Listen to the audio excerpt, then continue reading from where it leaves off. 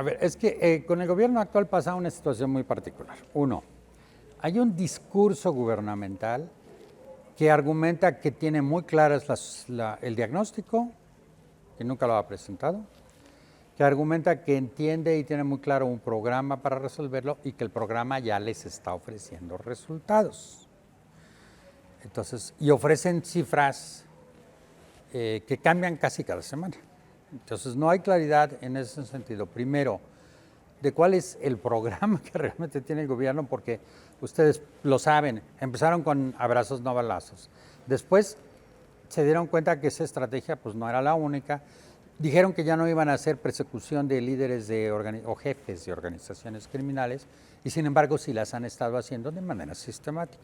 Entonces, ¿qué es lo que no están haciendo y qué es lo que están haciendo? ¿Qué es lo nuevo, qué es lo viejo?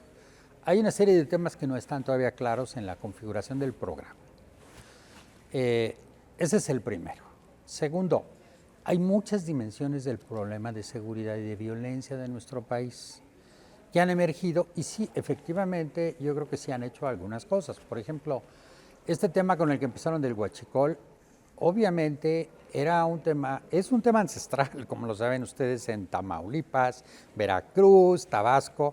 Esto de la extracción ilícita de gas natural y de gasolina es histórico, ¿no? Y tiene dimensiones muy complejas, o sea, no solo es el huachicol, que es esta cosita como la ordeña sistemática, que ahora ya son pueblos enteros los que se dedican a eso, sino que también hay organizaciones criminales muy estudiadas con esto. A tal caso que recordarán ustedes que hace un poco más de una década hubo una demanda en Estados Unidos por una serie de situaciones de transporte de gas y petróleo a los Estados Unidos que salía de México sin claros registros y llegaba ya de manera legal. O sea, es una dimensión muy grande. Entonces, se han hecho cosas.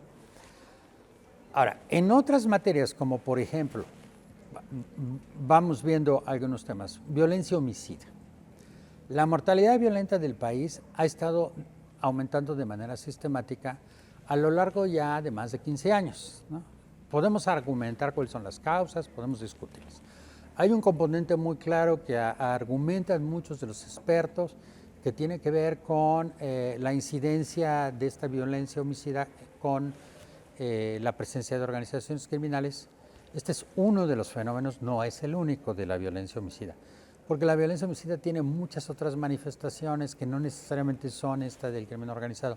La otra parte muy cruenta de la violencia es la violencia contra las mujeres y particularmente lo que hoy entendemos como feminicidio. No todo se clasifica como tal, pero en general podría decir tres cosas de esto. Hasta donde yo recuerdo, pero la estadística contemporánea no está muy clara porque no se han publicado resultados recientes, la violencia contra las niñas en este país venía en un aumento y era impresionantemente alta. La mortalidad infantil de mujeres, de niñas, ya venía siendo muy alta y muy preocupante y no había ninguna medida en los gobiernos anteriores y no la veo en este gobierno, primero. Segundo, además, el tema de la violencia homicida no se ha detenido. Está creciendo y los patrones no necesariamente tienen que ver con esta cuestión del crimen organizado. Tienen que ver con otros problemas estructurales de las relaciones interpersonales, de la posición de la mujer en nuestro país, en nuestro mundo, en nuestra sociedad. Tiene que ver con patrones de acoso, ¿no? Tiene que ver con otra serie de patrones de abuso sistemático que no están siendo consideradas en los programas. Y entonces se concentran sobre todo en decir vamos a reducir la violencia homicida y perseguir a los criminales, pero no estamos viendo, como decían ellos, las causas. En estos temas, por ejemplo, niñas, mujeres y en el tema de feminicidios. Pero igual en el tema de homicidios hay una serie de problemas que no están claramente en el diagnóstico. ¿Quiénes son los grupos más vulnerados? ¿Cuáles son los patrones que están ocurriendo con estos? El ejército dice que ya lo sabe todo, pero nunca publica las cifras. Entonces ahí tenemos un tercer. Este es el segundo tema. Se dice que ya hay un programa que está en configuración precisamente para atender el tema del homicidio. Me parece muy buena idea. Hay que ver cómo está configurado ese programa. En violencia feminicida todavía no tenemos nada. Realmente es otro tema que realmente requiere urgentemente una política específica, un diagnóstico y la implementación de medidas. Y luego hay otra serie de problemas de violencia que tenemos en este país que no son necesariamente violencia homicida y que ahí hay una serie de problemas asociados no solo con la actuación, el diagnóstico gubernamental, sino la actuación de todas las instituciones de procuración de justicia, en la que tenemos una impunidad impresionante de todas las violaciones, de todas las transgresiones de todo orden a reglamentos y a reglas y a leyes y a la misma Constitución por parte de la sociedad civil, por parte de criminales organizados y por parte del gobierno. Entonces ahí tenemos un pequeño problema en el cual no hay claridad sobre qué hacemos con todo este fenómeno social, que a su vez está asociado con que haya o no haya mucha demanda, tenemos una impunidad en este país de todos los delitos reportados e inclusive una impunidad mucho más alta a la luz de las victimizaciones reportadas en las encuestas gubernamentales, en la cual estamos viendo que hay una enorme y profunda, digamos, situación de vulneración de la sociedad. Y no vemos que haya algo que digan, vamos a tratar de resolver la impunidad mejorando la procuración de justicia, que es una medida correctiva. Y no nada más persiguiendo criminales y poniéndolos en prisión preventiva oficiosa. O sea que ese es el otro elemento que hay, digamos, hay un debate. Obviamente veremos cuál es la solución a esto, pero en la manera en que han trabajado y pensar que ese es el pilar de la estructura, pues es un pilar muy débil. ¿Por qué? Porque no solo van a seguir teniendo muy pocas personas en las que le van a violar sus derechos humanos, como dicen que no los violan, sino que además también vamos a seguir con esta enorme impunidad. ¿Y qué pasa con los delitos que no se persiguen en este país? Son inmensos, más 96% aproximadamente. Entonces, esa es la segunda parte. Y luego viene la tercera parte, que ahí creo que hay que poner mucho más atención, no solo de parte del gobierno federal, sino de todas las autoridades. O sea, todo se ha concentrado mucho en el debate sobre la Guardia Nacional y la militarización, que efectivamente sí es un fenómeno que no es totalmente nuevo en nuestro país. La militarización ya venía ocurriendo en distintos momentos y periodos, pero nunca ha dejado de haber una relación muy particular entre los militares y las policías de diverso orden en diversos momentos de nuestro país. Y para eso podemos irnos a eventos históricos importantes a lo largo de muchos años, en los cuales pues, la misma izquierda sabe muy bien cuál ha sido el papel de los militares. Materia de organización de las fuerzas coercitivas del Estado, y así les llamo yo. ¿Qué está pasando? Bueno, hay un proyecto que ya va en camino, que es un proyecto muy contradictorio de parte del gobierno federal, de crear esta Guardia Nacional, y entonces un día dicen que es civil y el otro día dicen que no es tan civil, en fin, es militar y es militarizada, o sea ahí no hay mucho a dónde moverse y dónde la van a poner, si la van a poner al lado del secretario civil y 5 comandantes militares en el lugar, bueno, digamos, la historia, los modelos de relaciones cívico-militares, todo les dice que hay ese fenómeno. Si van a argumentar algo nuevo, bueno, pues sería bueno que sean más innovadores en ese sentido. Ahora, pero lo importante es lo siguiente, y este es un tema que sí debemos atender. Tenemos en este país desde prácticamente los años de 1995 con la creación del Sistema Nacional de Seguridad Pública, que es cuando se introduce a los militares en el sistema de seguridad pública. No estaban ahí antes, solo estaban en operaciones extraordinarias o especiales en droga, contra organizaciones insurgentes, contra la guerrilla, contra los narcotraficantes o contra movimientos sociales, porque el ejército tiene una muy buena y larga histórica de más de un siglo en eso. Bueno, que puede cambiar, no tengo ninguna duda, pero queremos las muestras y la evidencia de que la institución va a estar en otro. ¿No? Ahora, pero el tema está en que desde entonces ha habido esfuerzos que parecen de Penélope de los gobiernos federales de diverso cuño, de ultraderecha y de izquierda, porque ha habido gobiernos de ultraderecha, que tratan de construir una fuerza coercitiva federal o del Estado, que no la había más allá del ejército, y precisamente por eso se usaba el ejército en estas situaciones, pues entre emergentes, bomberos, y después pues, era ya usual usar el ejército para todo. Entonces se trata de regular, pero no se entiende y no está claro cuál es el modelo de seguridad que el Estado federal mexicano va a tener con este tipo de fuerzas. ¿Va a ser totalmente militar? Entonces estamos hablando de un Estado de fuerzas militar.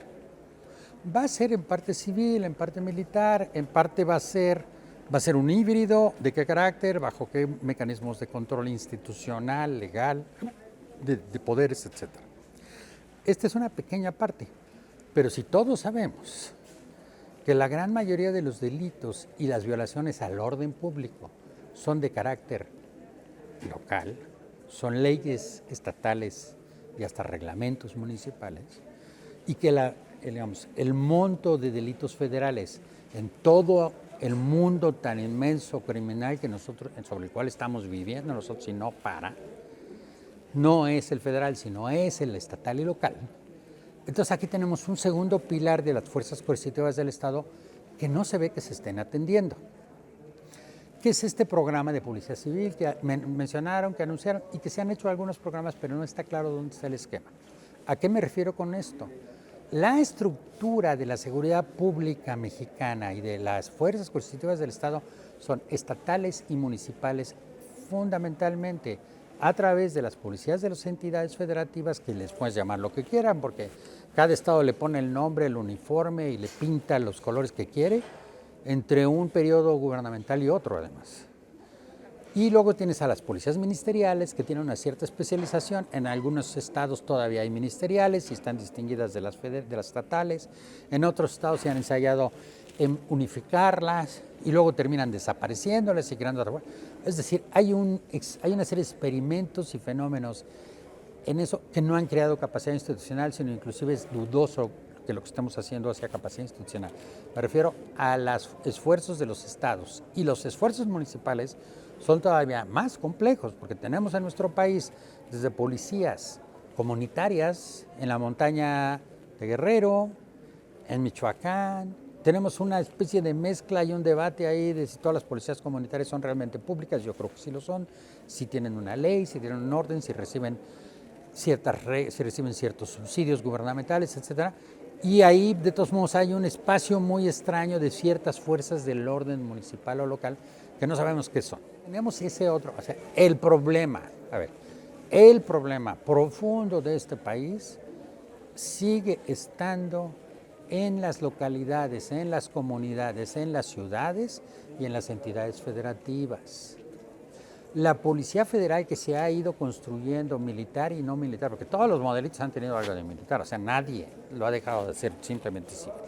Desde que se empezó este ensayo que empezó a sustituir la vieja Policía Federal judicial, que era un fenómeno muy peculiar. ¿Okay? Bueno, pero desde entonces todos los ensayos han sido militares, militarizados, medianos, mucho, intensos, poco, en fin.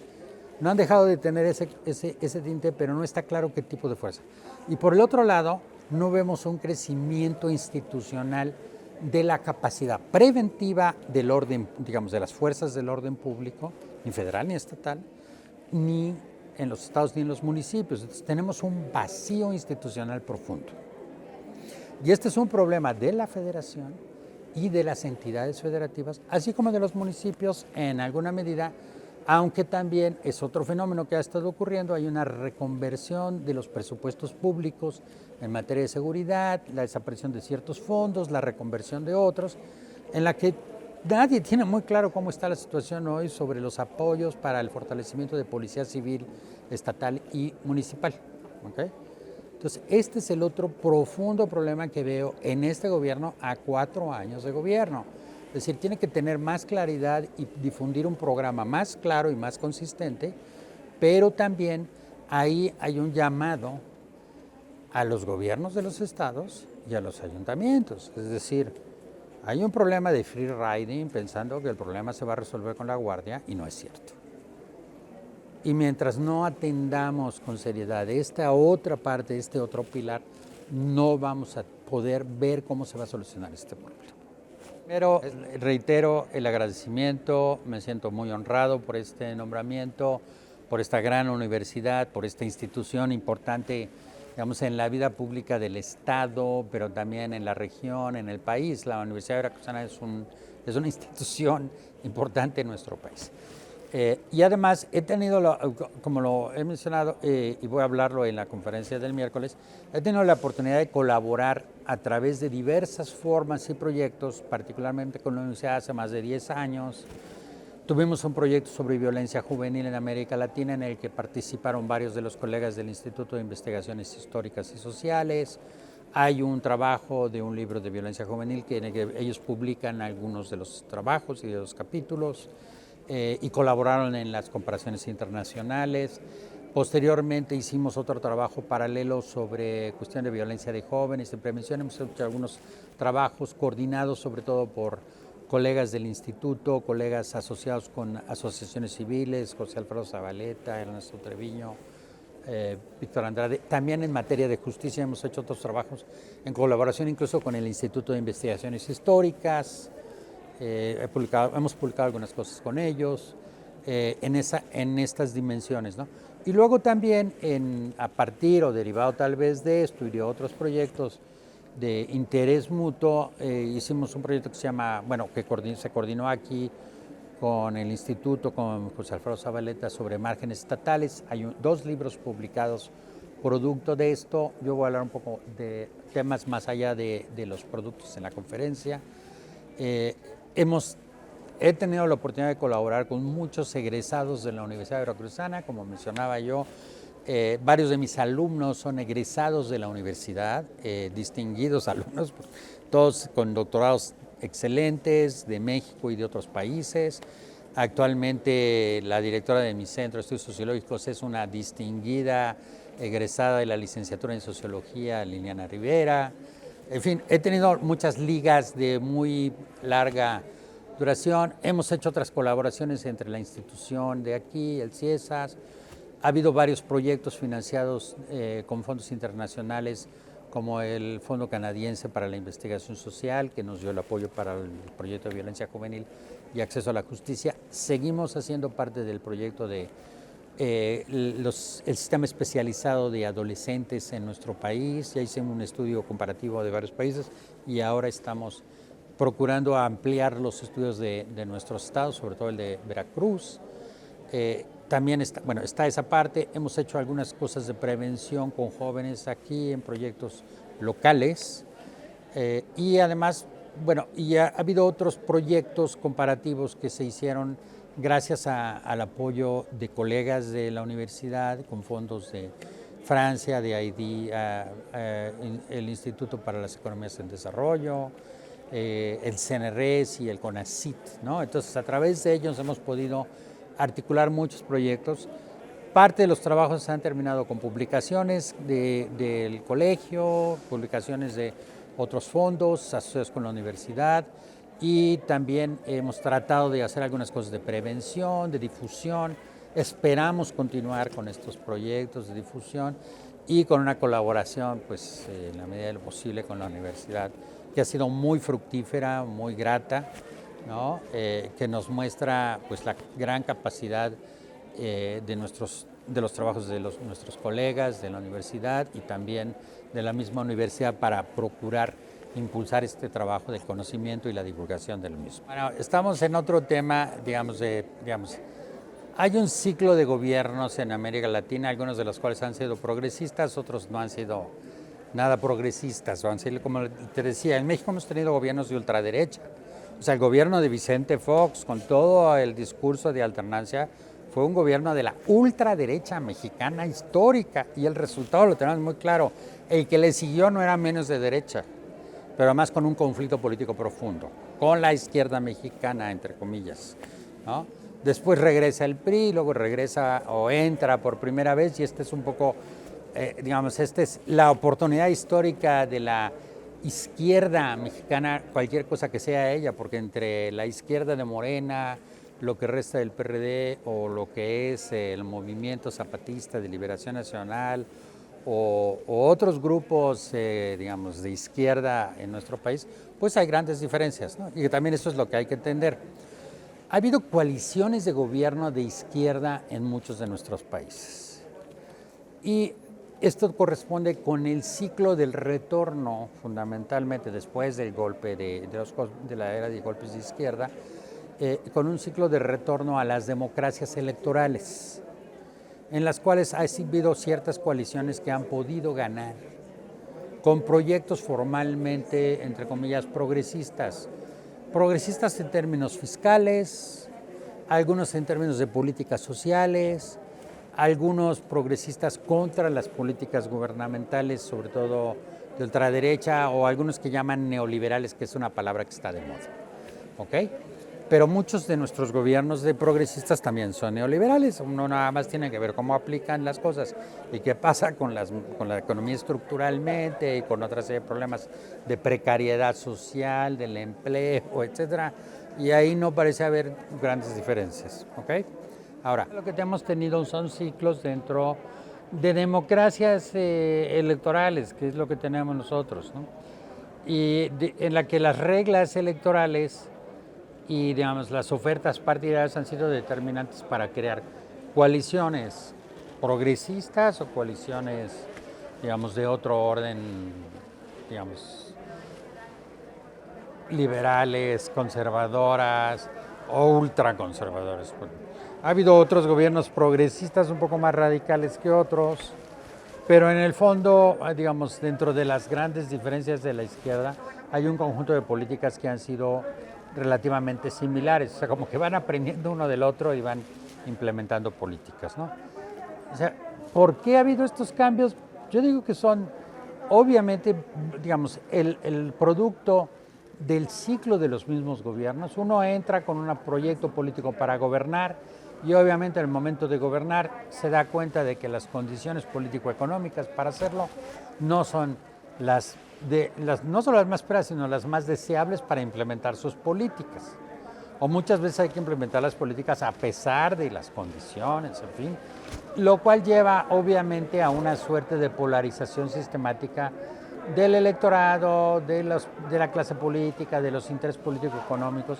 Entonces va construyéndose un ciclo en el cual buena parte de los gobiernos progresistas y de izquierda han cumplido ese ciclo y después de un periodo son incapaces de ofrecerle al electorado en su conjunto y al votante medio lo que le ofrecieron al principio, o sea, de cumplir eso. Entonces hay un problema en el que obviamente el elector libre, pues una vez que ya tuvo en el gobierno a esta coalición política y que puede evaluar su política, decide si quiere mantener, digamos, el voto para él, le refrenda el voto o lo cambia por otra oferta, que puede ser de otro gobierno de izquierda, que puede ser otra coalición, que puede ser de derecha.